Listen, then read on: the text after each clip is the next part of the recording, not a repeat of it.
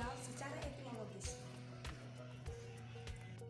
Di sini, saya akan membantu kalian untuk mendefinisikan kelompok sosial secara sederhana supaya teman-teman semua mengerti dan bisa memahaminya dengan baik.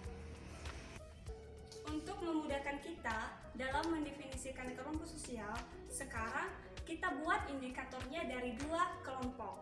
Yang pertama, kelompok. Kelompok adalah sekumpulan orang atau dua orang. Yang kedua, sosial. Sosial adalah hubungan yang saling berinteraksi satu dengan kita belajar mengenai pengertian kelompok sosial.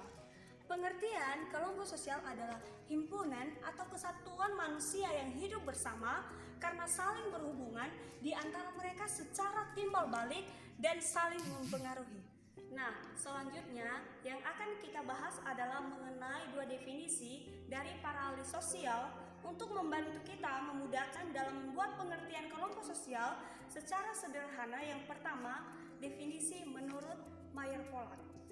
Nah, menurut beliau mengatakan bahwa kelompok sosial yaitu sejumlah orang yang satu sama lain memiliki hubungan sebagai sebuah struktur dan memenuhi kepentingan bersama. Lalu yang kedua, menurut dari Joseph dan Roland mengatakan bahwa kelompok sosial adalah kelompok yang terdiri dari dua atau lebih manusia dan di antara mereka terdapat beberapa pada interaksi yang dapat dipahami oleh anggota atau lain secara keseluruhan. Selanjutnya kita belajar mengenai terbentuknya kelompok sosial.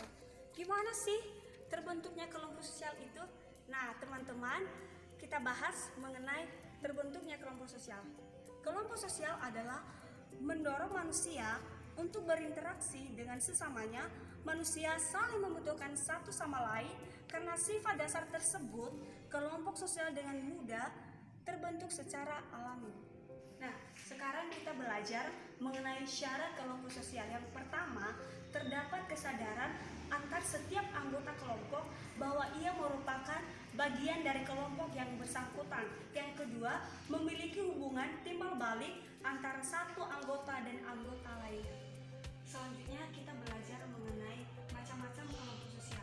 Macam-macam kelompok sosial ada dua, yaitu kelompok semu. Kelompok semu itu adalah terbentuk sementara secara spontan dan tidak memiliki identitas, aturan, ikatan, ataupun tujuan bersama. Yang kedua adalah kelompok nyata. Kesimpulan dari kelompok sosial adalah sebuah bentuk dari sekumpulan dari berbagai macam bentuk akan individu yang dimana akan saling melakukan kegiatan interaksi dengan sebuah bentuk pola yang dimana akan selalu terorganisasi, akan tetapi tidak akan terdapat sebuah ikatan yang dimana biasanya. Demikian materi yang saya bagikan kepada kita semua. Semoga teman-teman bisa mengerti dan memahami, dan biarlah materi ini akan bermanfaat bagi kita semua. God bless you. Jangan lupa like, comment, subscribe.